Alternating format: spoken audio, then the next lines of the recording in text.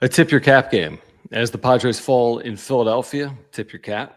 Zach Wheeler, really good. Yep, tip it. Padres offense not very good, and that has been a very concerning trend, regardless of whether it's Zach Wheeler or whomever else. And that would include Nick Martinez just a few days ago, who went 8 hitless innings and took a no-hitter into the 9th. So we'll react to it all. Padres lose in Philadelphia. They're 1-3 on this trip. They're just 6 games over 500. And the concerns are with the offense, and there's more than that. I mean, Matt Waldron obviously tonight was not effective. The bullpen was good, but the Padres didn't do anything on offense. So we'll react to it all.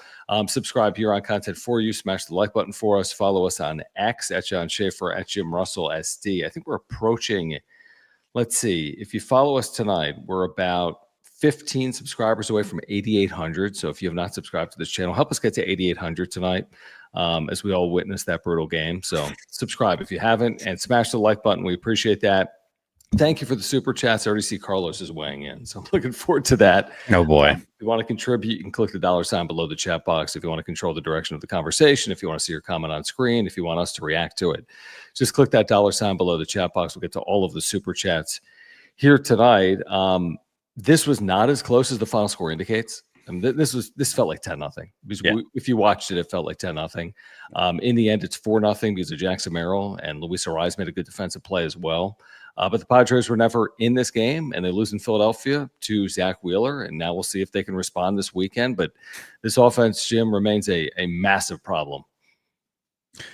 Without looking, because I saw this on social media, and I was like, what? Without looking, you might know. How many games ahead are the Dodgers of now the Padres? I think entering today was 7, so I'll say 8? 7.5. Okay.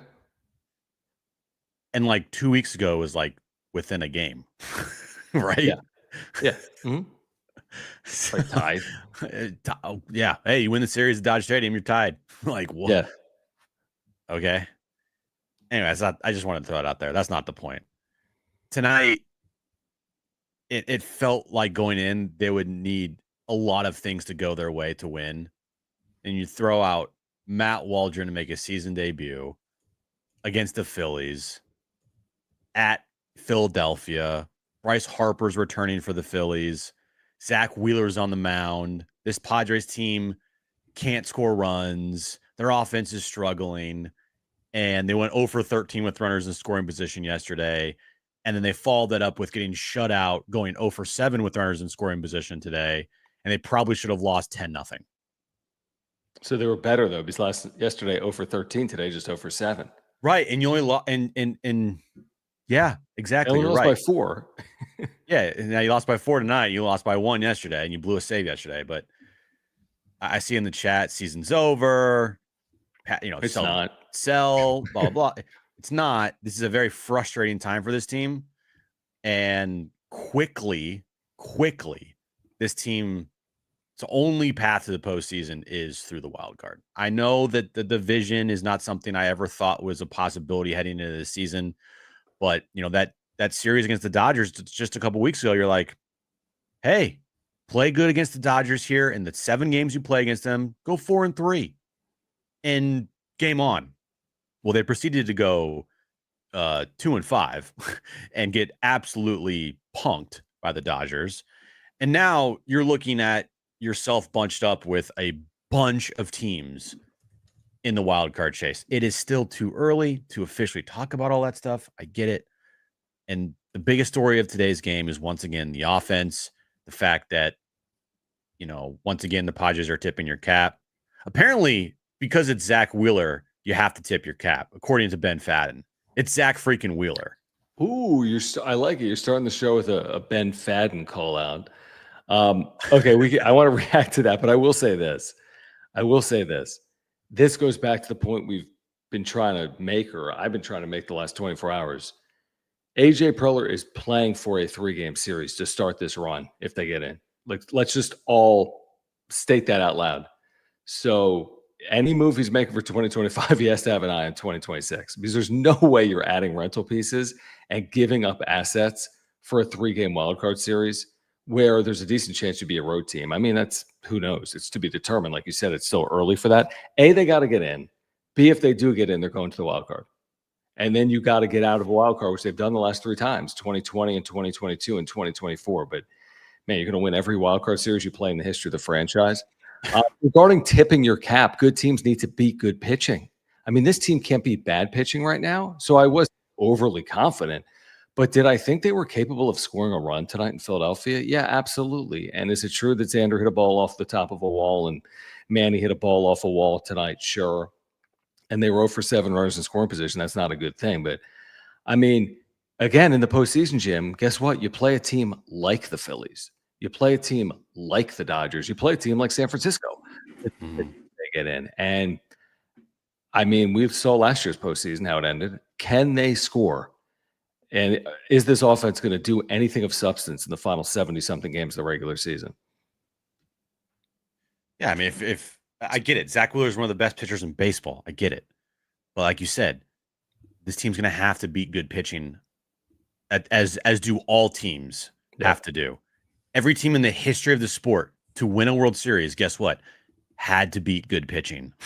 Yeah. There's no World Series winner that you're like, look at how they got to the World Series and like, man, they faced a bunch of Matt Waldrons. That was awesome. Like, you're going to have to face good pitching and you're going to have to win those games. The concerning thing going forward is they're awful against good teams, John. I mean, they're one of, if not the worst teams in baseball. That's as far as like competing teams. I'm not talking about the Rockies, contending teams. Like, I'm not talking about the Rockies or the Pirates or, you know, the Athletics. I'm talking about teams that are going to be contending this year. They're 15-29 against teams above 500 this season. Think about that. Now, on the flip side, they do really well against teams under 500, but they have a stretch of games in August where they only face teams above 500.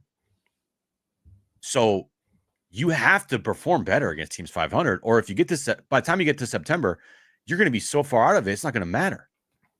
Just like it was in 2023. Yeah, but and not just that, teams. Not just that, and not that this always works, but like you're 15-29 against good teams, and then you're playing a good team in the postseason. Exactly. You know, like if you get there, it's like, okay, again, it's a 3-game series, anything can happen. I get it. I watched the 2022 postseason. The Padres were a ridiculously significant underdog to the Dodgers, and they didn't even need 5 games. They won it in 4. It's just a lot of concerning trend lines. I mean, they were 14-3. That was great. And everything from that moment on has been really below average. And at times it's been really bad. And what we've seen here recently on this road trip, and I did with Fernando Tatis Jr. and just the play of the team in general, it's just really concerning. I mean, to your point, real quick on Wheeler, we go back and forth on this. Yeah, okay, Wheeler's good, so maybe you got to scratch across a run or two in 6 or 7 innings. That's reasonable. That's okay. His ERA was 2.5 coming in. You know what that means, guys?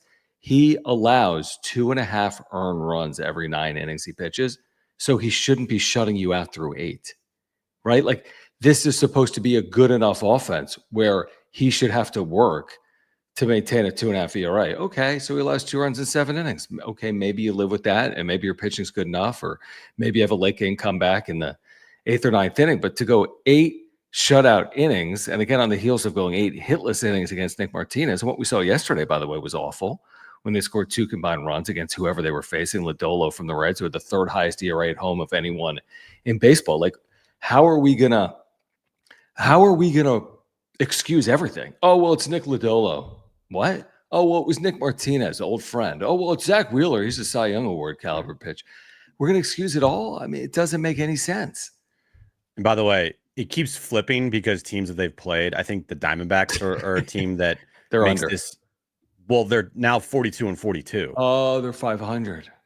So for some reason now, the Padres record against teams over 500 is 16-31. Because are the Royals over 500? The Royals are not over 500. They are 7 games under 500 now. I mean, the point is, it's arbitrary because it could change. A team can go 43-42 and then be 43-44. But your point stands. They have not been good against good teams. Let me just roll through this from our buddy Carlos, who's pulls up here as Dario, but our buddy Carlos is a longtime supporter of the channel who's going through it right now. And we appreciate you, man. Thank you for the supers. We'll get to all of them tonight. He says Xander being the best hitter right now is pathetic. which I kind of like. I wouldn't say it as strongly as that, but I understand what he is saying. I think Darnay Tripp, NBC7, friend of the show, had the stats, Jim, on what he's done over the last month. And he's been better. I'm still not like, it's not a jaw-dropping month for Xander Bogaerts. At a 785 OPS with 2 home runs. Wouldn't call that like the greatest month in his career. But considering where he was, I guess that stands out when you have a 785 OPS with 2 home runs. Yeah, it's nice to see Xander doing better, but still, like when you ask someone else that doesn't watch the Padres and you're like, Xander's doing great, and you're like, oh, what's he doing? And you're like, he has a 702 OPS, it's in 258. Like, huh? Like what? Right. Like, oh, in the month of June, he hit 290 with a 750 OPS. Like, okay. Like if that's considered like red hot, man, I don't know. I mean, it's better than the alternative, but He's still been better. He has been better still. But I agree with Carlos on the point. He follows it up by saying, tired of Tatis not giving a crap. Merrill mid. Merrill went through it tonight. I mean, he made that amazing play. I think someone said in the chat it was the top play in Sports Center. Deservedly so. It was a great play. It kind of kept them in a game, although they were never in it because they didn't score. But he made an amazing play. Otherwise, this game was over in an instant. I mean, this thing would have been over in the second inning if Merrill didn't make an incredible play and take 3 runs off the board in center field. But he struck out 3 times against Wheeler, who struck out 10 Padres tonight. And Tatis had a base hit in this game. Machado had a base hit in this game. Didn't run out of the box and was held to a single. Should have been a double. They're just they have no slug. I mean, they did hit a couple of balls off the wall. Great. I mean, I don't think you get a gold star for that in Philadelphia, but they just have no slug. I think I think we can officially say how many games has he played so far this year? Jackson Merrill has played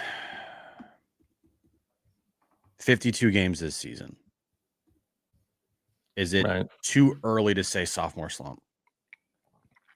A little too early for me. I mean, if you trend it out to your point, I mean, even in a 160-game season, he'd only be pacing for 15 or 16 home runs, which is not a big number, obviously, for a guy in the middle of an order. But it's a little too early for me to say that because he missed time. He could have a 30-game stretch where he looks really good and changes his numbers. His numbers are still not bad. They're just not, like, inspiring. If he does not get to around 20 home runs and around 30 doubles and has an OPS, in the 800s, it's a down. It'd be considered a down year because all we have to go off of is his rookie season. And his rookie season, 24 home runs, 31 doubles, and an 826 OPS with a 500 slug. But I would say more OPS and slug than I would say those total numbers because how many games do you say he's played? 52? 52. So that means he's missed 30 something. Yeah. No, for sure. And if the next 30 games he hits like 5 home runs and has 5 doubles and then okay, he's back. But I just think right now, I mean, tonight the great defensive play. I mean, one of the best, probably the best defensive play of his career so far, easily. Yeah, maybe. It's just offensively, he's going through it. I mean, he swings and misses a ton. And he's hitting third in your lineup. He is struggling. I think it's safe to say that your 3-4 hitters now, which are Merrill and Tatis, a lot to be left on the table there with those two guys right now in this moment. Crazy. You're right. We can get into that. He followed up by saying the season has been so boring and frustrating. No 2024 magic, bunch of bums, his words, not living up to their contracts. BJ, Bryce Johnson, Lockridge, Maldonado, Quade, trash. Again, his words. Listen, I mean, I'm glad he actually mentioned, though, Bryce Johnson. Can I take a moment? Go ahead. And recognize his extremely poor play that's going to get someone hurt, either himself or Jackson Merrill. And if he gets Jackson Merrill hurt, you'll never hear the end of it.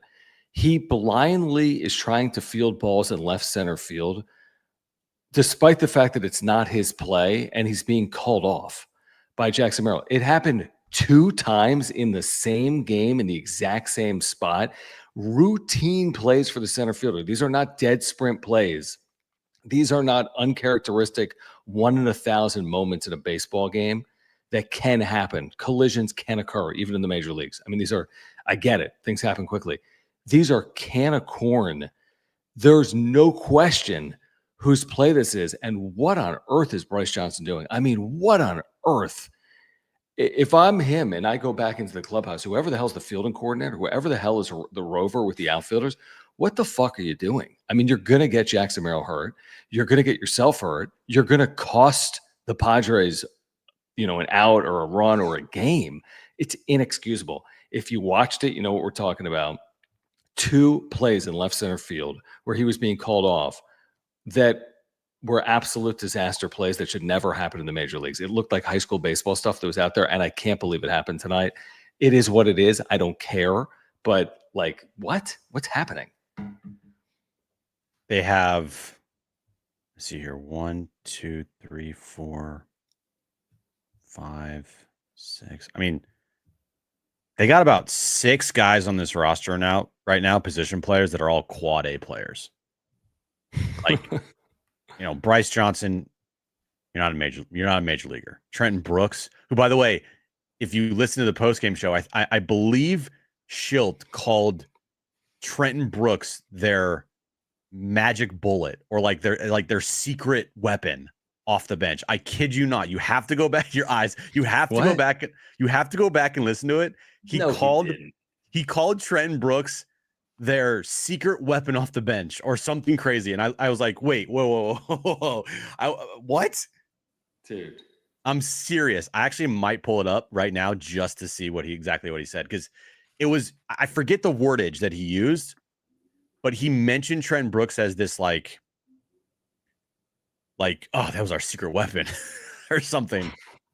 I mean, he hit the ball in the screws, to be fair, but that's obviously a joke. Hold on. No, I got to find this real quick.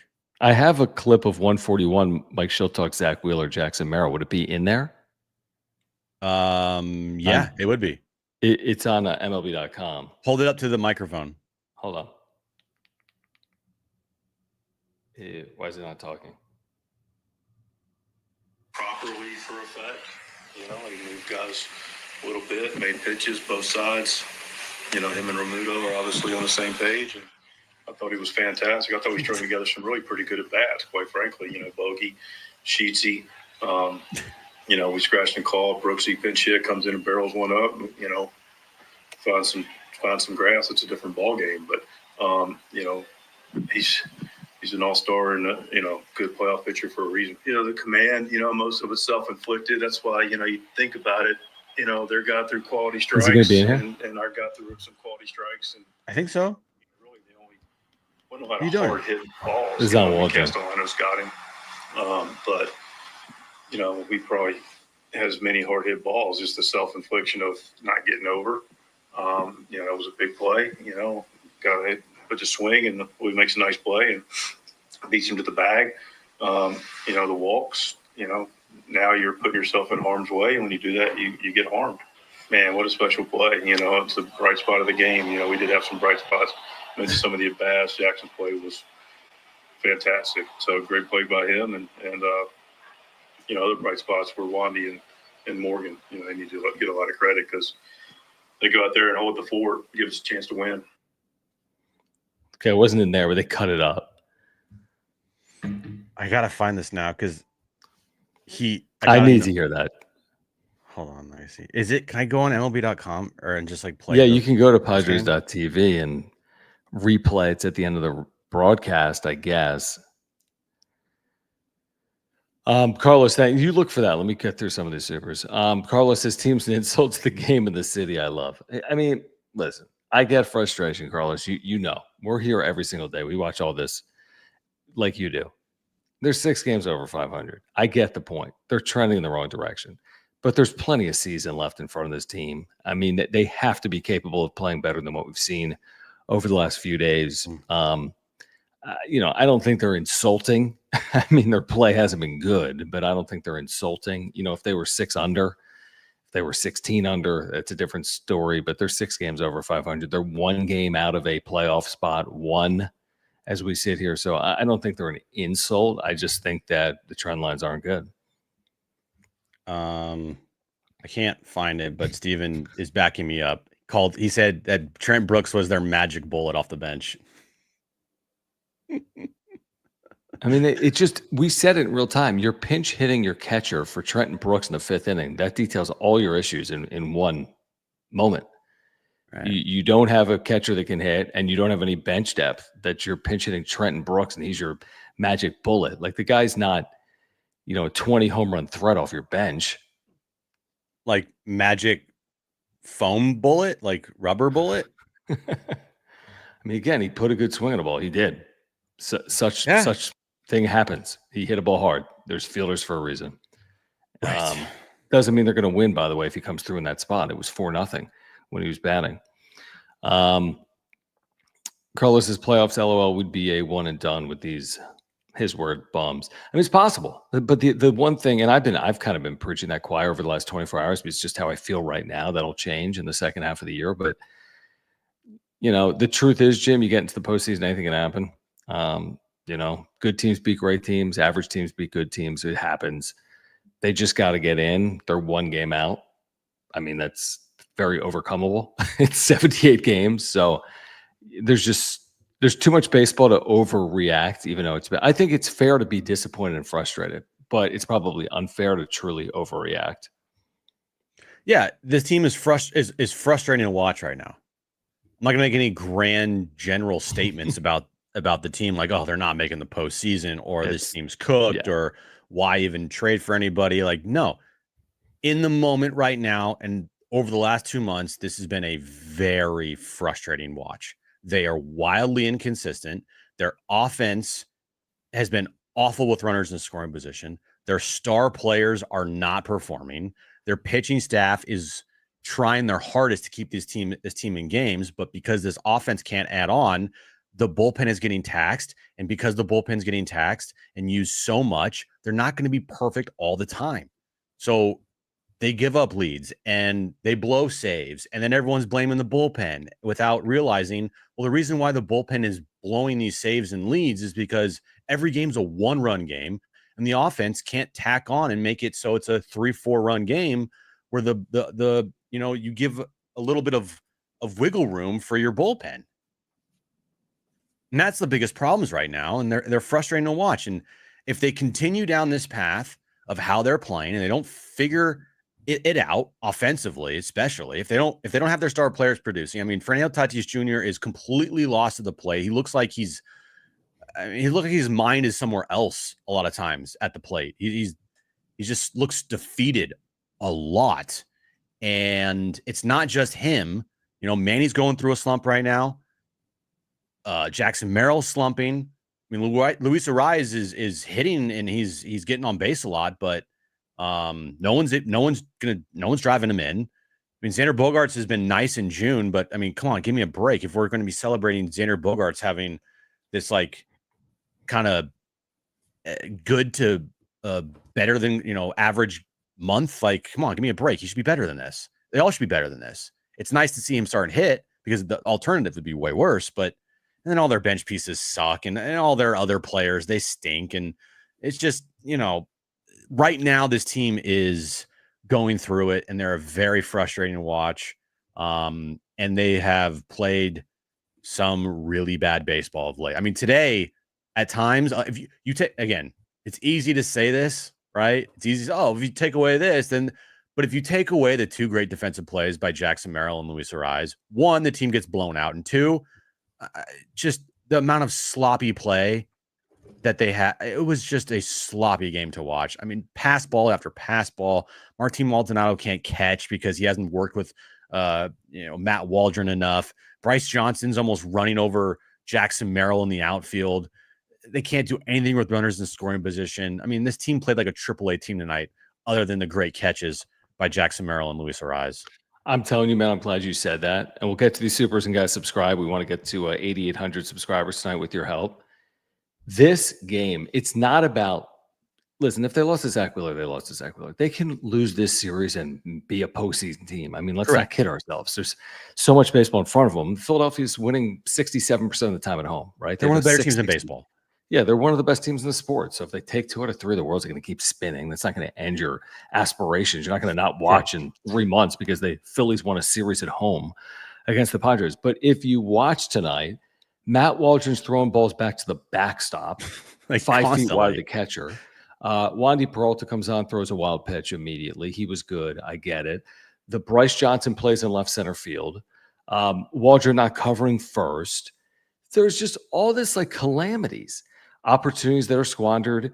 I'll get it. At some point I'll mention Manny. I'm not going to do it now, but if you watched it or if you heard me on the radio, I was complaining about it. It's not that big of a deal. I'm 27 minutes in. I haven't lost my mind, nor will I. But he hits a ball and watches it down 4-0 and ends up at first as a result because he should have been running out of the box. The ball didn't leave the yard, hit off the middle of the wall. The next batter or 2 batters later, Tatis actually singles. If he was at second and that's the same thing played out, maybe actually score a run. They're not good enough to just give up bases right now.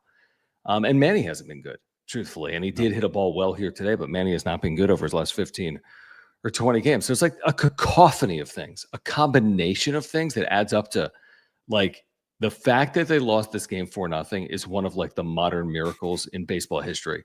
You play this game 100 times, they're losing by 7 or more runs, like 83 times. That's how bad it was at times. The fact that they only lost this game by 4, you can thank Jackson Merrill for the highlight of his career defensively. It's like in a football game, if a team wins like 17-3, yeah, and they in total yards, they outgain you by like 250 yards on offense, and you had 3 turnovers in the game. Like, or even Eagles Chiefs. Like, no, don't tell me it was 40-20. It was 40-3. I was watching. You know what I mean? Like whatever the Super Bowl was. Don't give me the backdoor 2 touchdown BS. I was watching this game. It was 4-0 that felt like 10-0. Exactly. Chucky D, appreciate you, man. He says, I find it hard to believe Victor Rodriguez got quote unquote stupid in one season. Agreed. What is the disconnect? Tatis has a new stance virtually every at bat. Yeah, I think that's a fair point on Victor Rodriguez. There's a little bit of chatter about Victor Rodriguez because the offense is scuffling, but I think it's a fair point. I think it's much more on the players than it is on the coaches. I think everyone would say that, including the players. Exactly right, Chucky.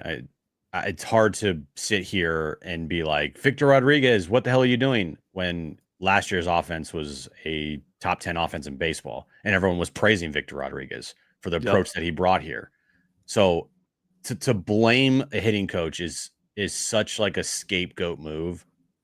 This team loved to do that in the past, and fans love to always blame the hitting coach instead of the actual players on the team. Like, I mean, you can tell somebody to do things 100 times the same way. It's up to them to actually do it. And it's up to Fernando Tatis Jr. to go out there and do it. And you're right, Chucky D. I mean, he goes through these stages where you're like, new at bat, new stance, new stance, new stance. Again, I'm not a hitting coach. I'm not going to sit here and be like, oh, he needs to change his stance. But he just, whatever's going on with him, he needs to figure it out. Because you're going on 2 straight months of being awful. And you're hitting in the middle of this lineup. So I don't know what's going to turn him around. I don't know what's wrong with him. I don't know if he's injured. I don't know if this is all mental. I don't know if he's just going through a slump. I don't know fully what it is. But for this team to get where they want to get to, they're going to need Jackson Merrill to produce. They're going to need Fernando Tatis Jr. to produce. Those 2 things are certain. And they're going to need Manny Machado to produce. And Manny Machado has produced for the most part this season. But he's also now going through it. He has been really bad offensively the last couple of weeks here. And if you don't get those guys to produce at a consistent level, you're not going to go anywhere. It's just plain simple. You know, I feel like this is deja vu from 2023. All of 2023, we're like, these guys need to produce. These guys just need to get hot. Once they get hot, they're going to get going. Yada, yada, yada, yada. And it never happened. Never happened. I hope that's not the case with this team this year.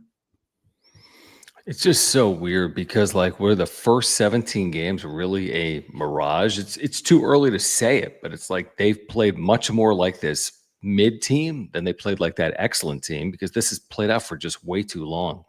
Guys, please support our title sponsor, Mark Nimitz at Farmers Insurance. He has been with us for years on this channel. If you have any insurance need, trust Mark with it. You can trust us. I do homeowners and life and earthquake insurance with Mark. He does auto as well. He's going to save you time. He's going to save you money. If you ever need him, he's there for you. Great service and communication. Trust us. He's got just the best. If you ever need him, he's going to be there for you. He'll talk to you about the Padres if you call him. You can get free quotes online by clicking the link in the description down below. Call him, free quotes. I'll also talk to you about the Padres. Native San Diegan, lifelong Padres fan.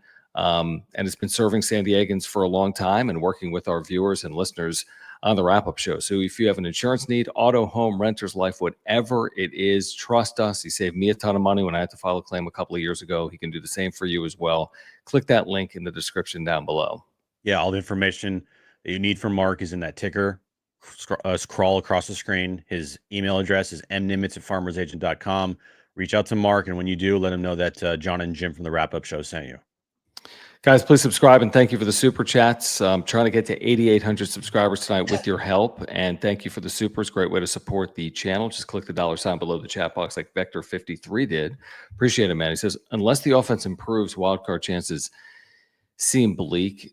You know, I would just say, like, you got to be careful not to look at something in a vacuum. Like, for example, as bad as the Padres have been, the Giants have been equally as bad. As bad as the Padres have been, the Diamondbacks have been worse. So you have to consider that half of the teams lose every night. So if the Padres are losing, there are 14 other teams losing when you have a full slate of games. I think since Rafi Devers got to San Francisco, the Giants have been awful. Devers has hit 200 in a Giants uniform. So it's like, you know what I mean? It's not a straight line. It doesn't mean the Giants aren't a postseason team. They might be. It doesn't mean they're not a postseason team or vice versa. Same thing with the Padres. So you got to be careful to get wrapped up in day in and day out, even though we do it. But it's a long year, and the Padres aren't out of it. The Giants aren't out of it. A lot of these teams aren't out of it, whether they're playing well or they're playing poorly. And as the season goes on, you know, teams will you'll start to see a separation, and you'll start to see, all right, these are the teams that are truly going to be competing for a wild card spot. These are the teams that are like the, you know, midway point, like, oh, maybe if they can, you know, but they don't. And you're going to start seeing some separation here. Like right now, Mets, Milwaukee, St. Louis, San Diego, San Francisco, Cincinnati, Arizona. And I'll throw in Atlanta just as an outside because they have talent. Just for some reason, they just stink. But, you know, Miami's won 7 in a row. That's wild. So of all those teams, not all of them at the end of the year are going to be bunched up between 1 and 2 games of each other. There's going to be teams that are going to fall off. There's going to be teams that separate themselves from the pack. And that's just how the sport works. It kind of feels like there's a bunch of teams that are going to be competing for a wild card spot in the middle of the season because, you know, that's kind of how it is. Now, I do think when you look at the wild card standings, I do think the Mets, Milwaukee, I mean, I got to respect what St. Louis has done, right? 47 and 39. Yeah. So I'll put them in there. The Padres, Giants, I don't know, man. They moved for Devers and they have really good pitching, but like they're worse offensively than the Padres. Think about that. Right. And then Cincinnati, we saw Cincinnati over the weekend. Do you think that they could stay in it? I like Terry Francona as their manager, but I mean, I don't know. Arizona, they've just lost so much, Arizona. And their offense is nice, but like Corbin Carroll, Corbin Burns, like that's a lot to lose and actually still compete. So I would say realistically for 3 spots, you're looking at the end of the season, probably 5-6 teams looking for 3 spots. Yeah, I mean, that's kind of daunting, though. I mean, if 3 out of 5 make it, that's 60%. That means 40% are out, or 3 out of 6. Like you said, that's only a coin flip. And again, none of those teams have run away with it, by the way. Look at the wild card. The top 6 teams in the wild card race in the National League lost today. The top 6 teams in position 1, 2, 3, and then outside 1, 2, 3 all lost. So it's not just like the Padres are the only team losing and everyone else is winning.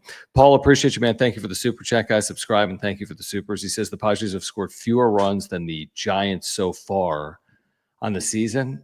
He says, let that sink in. The Giants have played more games still than the Padres, I want to say. Is that accurate? Giants played one more game than the Padres, and the Giants have scored. Insane. The Giants have scored 351. The Padres have scored 345 runs.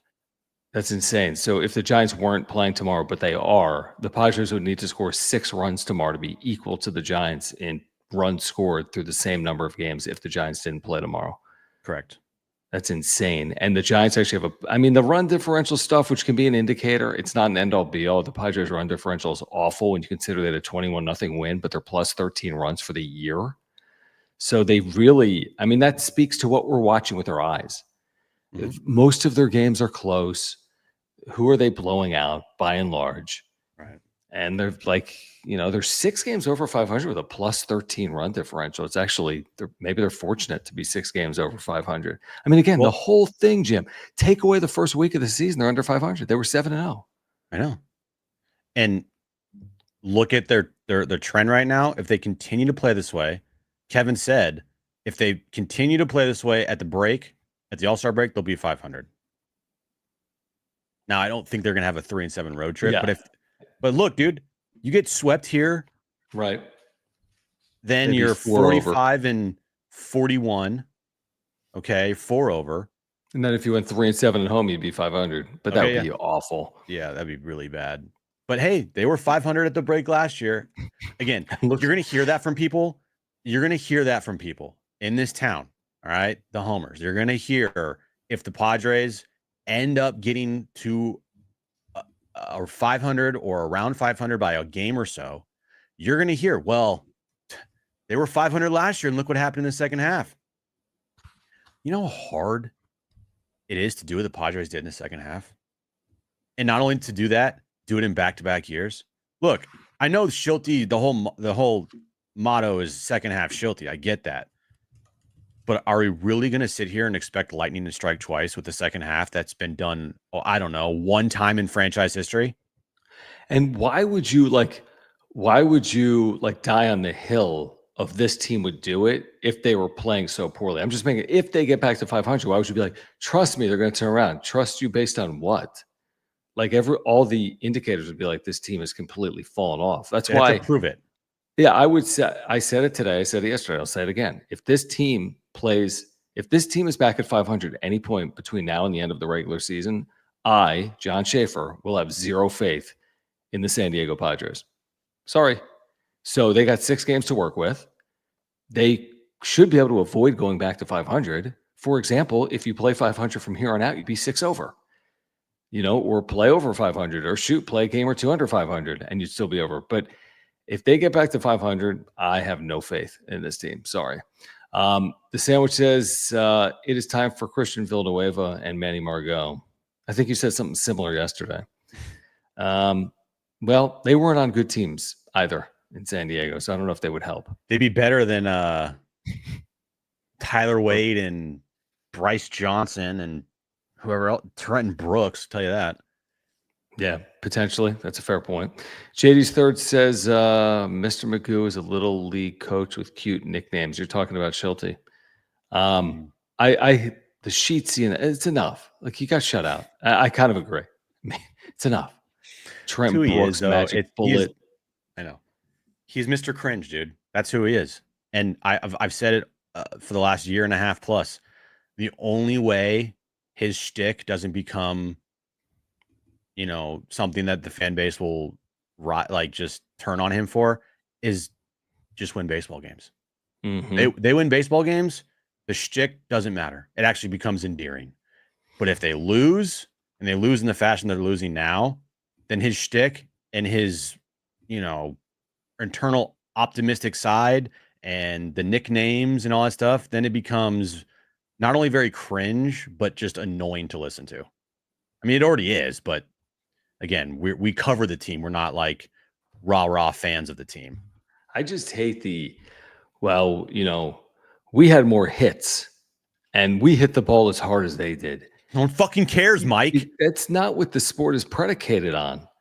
I watched it. If you watch this game for all 9 innings and believe that the Padres were a coin flip away from winning, that if this game was played 100 times, they would have won 50 times, then I want to sell you. I don't even know what I want to sell you. Like, if you truly believe that, then you are seeing the game through different lenses. I don't think Mike Schill truly believes that, even though he's telling me that Zach Wheeler was as good of a pitcher as they faced this year, but I've heard that before, and that they scored up as many balls as the Phillies did. I mean, I guess, what do you think the Phillies are saying after Jackson Merrill made that catch and Luis Ariz made that play first?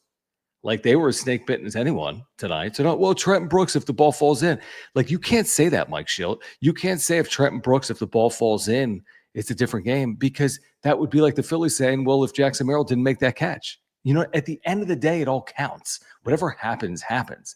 And you're not going to say at the end of the season, well, Padres are better than Dodgers if whomever did make that, if Cody Bellinger in 2020 didn't make that catch, but he did make that catch. So who cares? I really want to believe, and I don't think I'm that far off, that most everything Mike Schultz says to the media is a complete act as far as his backing of his team, and that behind closed doors, he's more realistic with things. Like, I want to believe that, because if that's not the case, then he is really fucking delusional, man. But hey, win baseball games, it won't matter, I guess. Yeah, exactly. And again, his 93 and 69 last year, 6 games over this year with half a season to play. Yeah. So we'll see what they do. We'll see from here on out. Carlos thanks me, says, I mean, who can we trade for? Too many holes still. They can trade for a lot of players. I mean, there'll be dozens of names that'll be mentioned between now and 1 month from today. I have a player that I have now honed in on as the must-have target for the San Diego Padres. Okay. Adolis Garcia. Okay. That's the player. That's the guy. That's not my new crush. My early crush was Taylor Ward. My new one is Adolis Garcia. Is it because he's hit 225 or because he's hit 10 home runs? Well, because he brings energy to a team that desperately needs energy. He's a right-handed power bat. Okay, his OPS this year, not great, 659. He's hitting 225. He's got 10 home runs. He's got 45 RBIs. He's not going to cost you a lot. He's a right-handed bat. He is light years better than Trenton Brooks and Bryce Johnson. All right. You bring in Adolis Garcia. You have him be your right-handed bat that replaces the awfulness of Johnson, and, Wade's a lefty, but like he's a professional hitter. He has postseason experience. That's the guy I'm looking at. And hopefully the Rangers don't go on a winning streak and decide not to sell.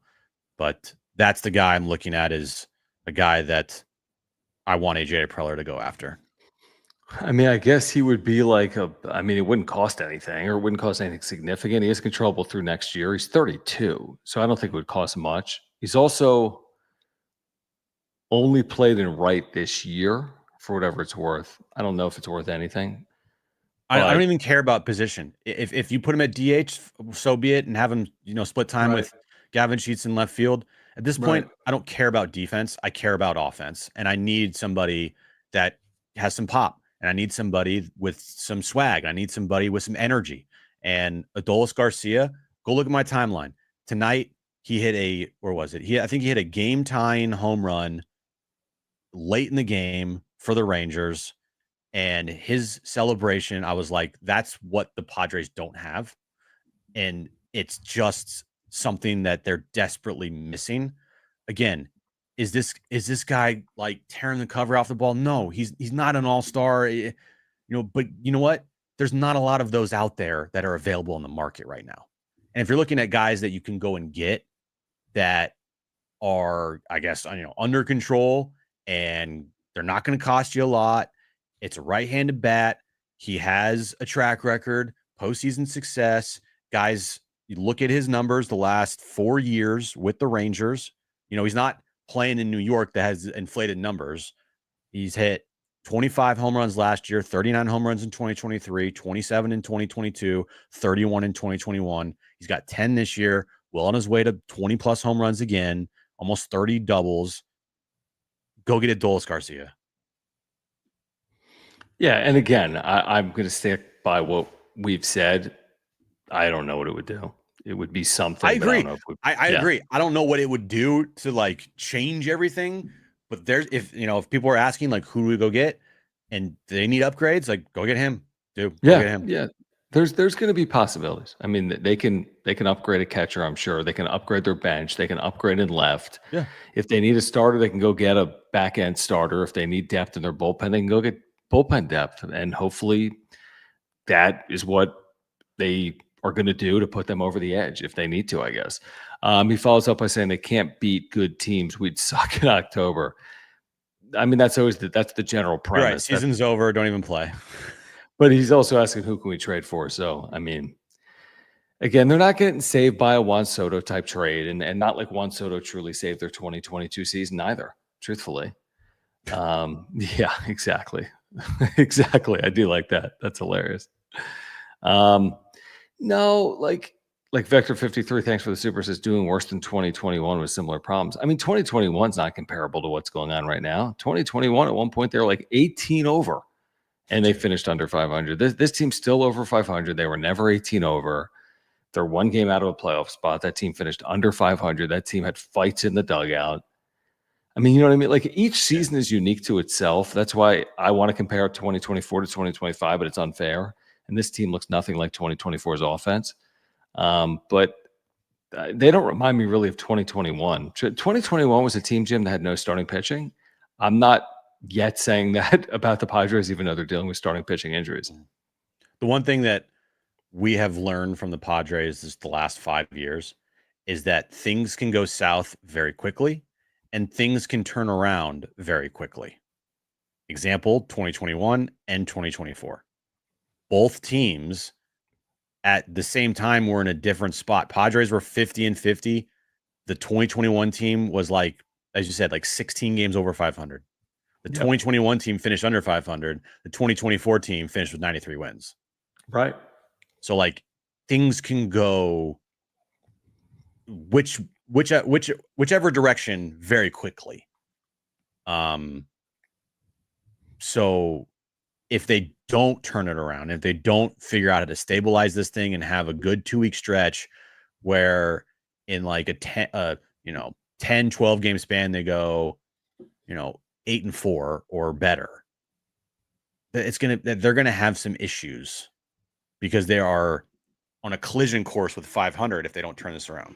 Yeah. And you would like to think over 78 games, they'll have a stretch of playing 8-4 baseball ahead of them. If not, you're right. They're in serious trouble. It says, I don't know if you all saw Manny quote after Red Series loss. Weren't you with us during John and Jim today? I think we talked about that. Yeah, we saw the quote where he was just like, it is what it is. Move on. I'm not gonna. It's Manny Machado. What do you expect from him? He's not gonna have a nothing burger. He gives nothing burgers all the time to the media. I mean, I'm not gonna overreact to that.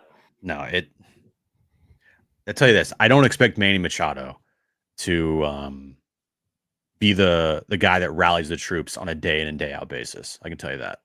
No, I mean, that's not who he's going to be. He's never been that. And he's celebrating his 33rd birthday this weekend. I don't think all of a sudden he becomes that player in, his age 35 season, coming up. The sandwich, thank you. Now he's following up with other ex-Padres, Corey Spangenberg and Luis Urias. Time maybe. Sure. Maybe. Thank you, my friend. Zach, appreciate you. He says extended wild card gives you such a great chance to make it. Teams throwing the towel by August. Just got to be within reach in August and want it. Yeah, it's true. I mean, Jim broke it down. There's going to be 5 or 6 teams maybe contending for a wild card. It could be less than that. It could be 4 or 5 as opposed to 5 or 6. And Padres should be one of those teams. They certainly want it. The question is, will they play well enough to go earn it and get it? But he brings up a good point. Arizona's going to sell. I promise you that. One of these teams will drop off. Hopefully it's not the Padres. And then you're dealing with a couple of teams to make the playoffs. If they get to August 1 or 2 games over 500 or worse, this team is going to be seriously tested. And if they navigate through August and they come out on the other side in a playoff position, I'll feel very confident come September 1st that they're making the postseason. If not, use that schedule. If they nosedive in August and you look up and you get to September 1st and you're 5-6 games back of a playoff spot, they'll need to do some serious work. Now, what's in front of them, they have opportunities with their September schedule for sure.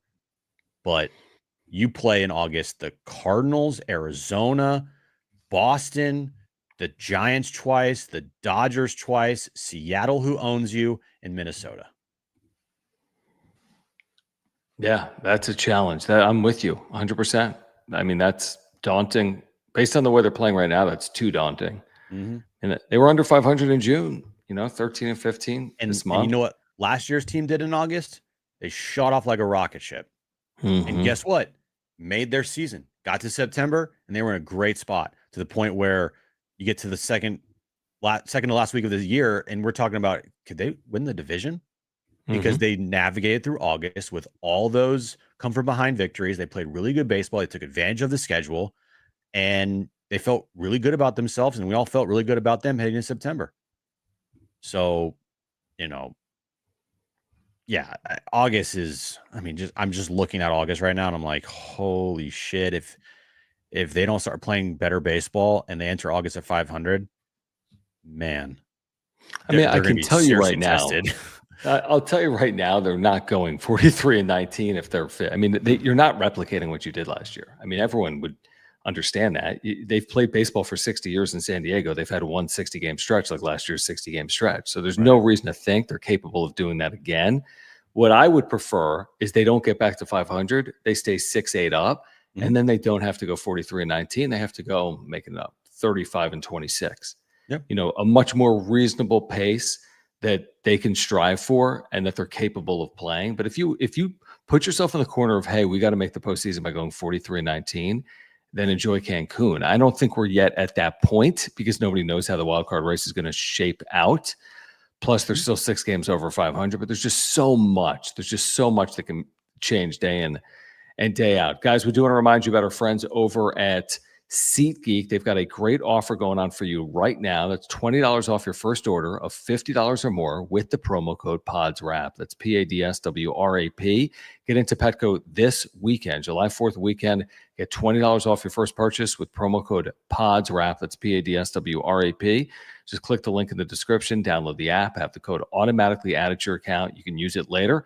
We do want to thank our friends over at SeatGeek. Again, Padres, Rangers, Friday, July 4th, Petco. You can get in, including fees, around $60 and then take $20 off. You get a pair of tickets for $126, take $20 off, $106 to get into Petco on the 4th of July to see the Padres and the Rangers. So take advantage of that offer. Use the promo code PADSWRAP. Yeah, SeatGeek's MLB's official ticket marketplace. So your tickets, they're fully guaranteed and instantly fulfilled in your account after purchase. Just use our promo code PODSWRAP, PADSWRAP, for $20 off your first order of $50 or more. I mean, it is true, the feeling that we're all experiencing, like you and I think, Jim, tell me if I'm wrong. It feels similar to when they were in Philadelphia last year, where it's like it's season on the brink, it's a adversity. Now it's different. They were truly under 500, a couple of games under. And it was June. It wasn't this late. It wasn't into July 1st. It was mid-June. But it felt like their season was being defined right then and there. And they won a game to snap a 5-game losing streak. And that really got them going, including Manny Machado. I don't know if we'll say the same thing this time around or not, as in I don't know if they'll play well the next 2 days. And I don't know if this will define their season. And I don't even know if their season's on the brink like it was a year ago at this time. But it feels a little similar to what was going on a year ago in Philadelphia around the same time in the season. Yeah, and all it could take maybe is just a 10-game homestand where say they win one of the next 2, so they lose 2 of 3. They go, I have a 2-4 road trip. They're 46 and 40 coming home. All right, 46 and 40, 6 games over 500. Right. What if they had like an 8-2 homestand? That'd be good. So then they're what? They would be 54 and 42. 8-2. Yeah, 54 and 42. You know how much different the field would be around here? And then you get out of the break and you don't have to have those crazy stretches, If on their 10-game road trip out of the break, they go 5-5. And then they continue to play good baseball at home, which they have played this year, by the way. They've played good baseball at home. They have not been good against, winning baseball teams. But, you do that, we're going to all forget about what this team has been doing. If they just, all it takes is all it could take is one homestand. That's what it took last year. And you know what it was? It was that 10-game road trip out of the break where they went 8-2 on that road trip, and it completely changed their entire season. They came home, they swept the Dodgers for 2 games. Trade deadline came. They got 2 of the best relievers on the market, and they got other guys that really helped them. And, they just took off. But it's up to them to do that. Yeah, you're right. Is it possible? Of course it is. I mean, it's absolutely possible. You're right. They've been good at home, and they're a homestand away from putting their foot on the gas. Mm-hmm. So hopefully it happens. They're also a disappointing homestand away from us questioning this team more. It could go either way. I'm not saying it. Yeah, it's a manageable homestand. I mean, Rangers, Diamondbacks, Phillies is a completely Rangers are still under 500. Diamondbacks have fallen off, and the Phillies are good. All right, that's a manageable homestand where you're certainly capable of winning 6 of those 10 games or more if you play to your ability. Maybe they get Darvish back in the homestand. That's for another conversation. Right. But I don't know what's next for Matt Waldron. I assume AAA. Oh, he's getting optioned. I don't. He's not making another start, right? Well, someone's going to have to, because Ryan Berger's not eligible to come off the IL for a couple of turns. But it's not going to. I'd be surprised if it was Matt Waldron. He did not look effective at all. 6 walks and wild pitches, and he got hit fairly hard. I mean, Castellanos, the ball that Merrill brought back in, the Arise played for. I mean, it's not like it was just bad command. He also was hit. He was fortunate to allow just 4 runs in 4 2/3 innings. Very fortunate. Listen, because we're here and I can talk about it for 2 seconds. The Machado thing, nobody's brought it up, which amazes me.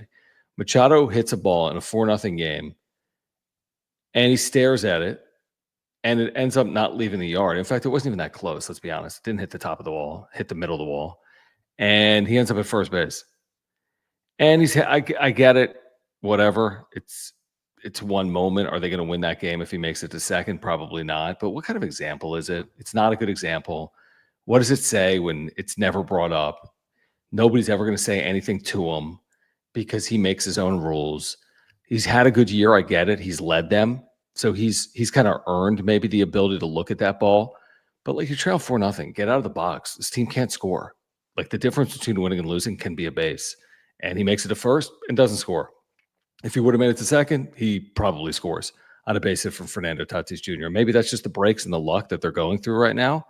Nobody's mentioned it in any capacity for whatever reason.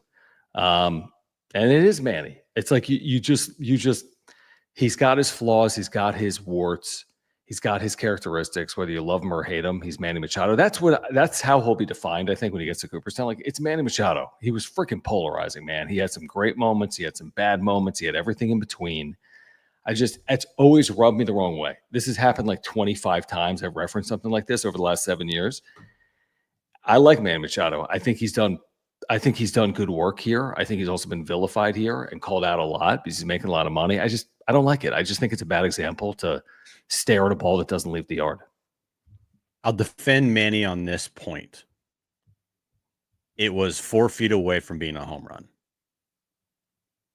If this was in the gap, I was a liner in the gap, and he's jogging up the first base line and only as a single, then we are destroying him tonight. Right.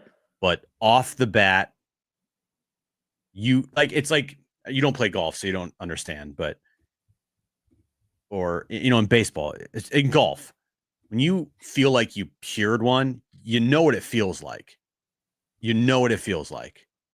So my guess is off the bat, he thought that's at least in the second row, third row, fourth. Like he off the bat probably was like, oh, that's gone. So he pimped it and he watched it. And then as he's watching it, realizes, oh, that might not go.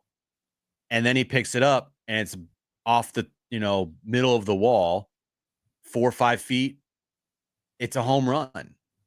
And so for him not to hustle down the line, it's not like, it was a slow chopper to third, or it was a ball in the gap and he wasn't running down the line. This was a ball he thought he got. And a ball that off the bat, he's like, oh, it's gone. And it wasn't. And then it was too late once he realized that it was too late. And then he didn't want to risk it because he is not the fastest guy on the planet. And he probably would have been thrown out. So I'm not going to crush him tonight. I get your point. I understand, right? It's the little things that the team is not doing right now that's hurting them in a big way. And I think it's just magnified tonight because the team is not scoring runs and Manny's also struggling and all the players in the lineup are struggling as well. I agree with you. I mean, you said it right. And that's definitely what was going through his mind. And it is under more of a microscope when the team isn't playing well. It's just, I watch something like that. I just personally don't like it's like, man, it's always a damning look when you think you hit a home run, you end up on first. Some of them you can't do anything about it. If it's a green monster and you pepper the wall, if you freaking line a ball off the freaking monster, that's not your fault. Houston, right? Yeah, exactly. It's like you could be freaking booking down the line. Yeah. That's completely understandable. But when you don't do that and you end up at first base when you hit a ball through, I don't know what the distance was on the ball he hit. I'm gonna look it up. But it was a good distance. It's not like he hit a 301. Like the ball is 330 something, 340 something, 350 something. I mean, it's out there. So you'd like to think you got a decent chance to get to second base and the ball hit that far. What inning was this? It wasn't early. Sixth? You took, fifth, sixth, seventh, eighth. Fifth, sixth, seventh. It might have been the sixth because it said Manny Machado singles on a sharp line drive to left field. It was 100. They only had one hit. 102.7 miles per hour off the bat. How many feet? 358. Yeah, I mean, the ball goes 358. Again, the monster is like 300 feet. So, like, you'd like to think, but I mean, you hit the ball pretty far, you can make it to second base. But I get it. I agree. He thought he got it. He just didn't. Guys, do want to remind you about our partners over at Underdog. They've got a great offer going on for you right now with the promo code PADSWRAP. That's PADSWRAP. You're getting a 50% deposit match plus a free gimme pick. What does a free gimme pick look like?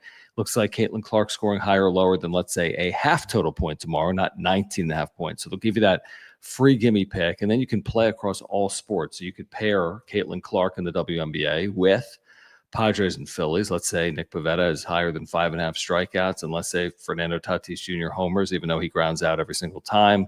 And let's say Bryce Harper homers as well. If those things all happen tomorrow, $10 wager pays $664. Like, think about that.